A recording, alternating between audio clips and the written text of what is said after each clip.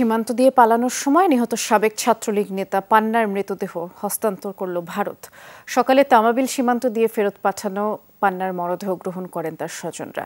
মেঘালয় সরকারের উপমুখ্যমন্ত্রী জানিয়েছেন, মরদেহ ফেরত পাঠানো হলেও তদন্ত অব্যাহত থাকবে।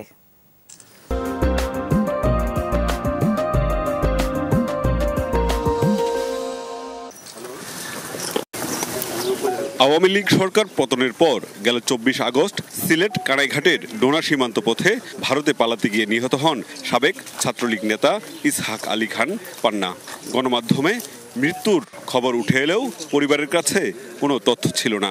27 আগস্ট বনানী থানায় সাধারণ ডায়েরি করে স্বজনরা। একই দিন পান্নার মরদেহ ভারতে উদ্ধারের কথা স্বীকার করে মেঘালয় পুলিশ।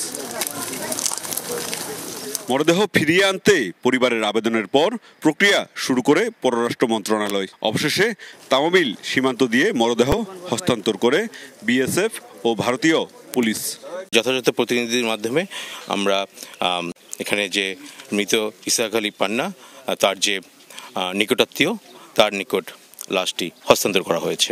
সাবেক ছাত্রলীগ নেতা পান্নার ভারতে অনুপ্রবেশ এবং হত্যা রহস্য উদ্ঘাটনে মেঘালয় সরকার কাজ করছে বলে জানান উপমুখ্যমন্ত্রী।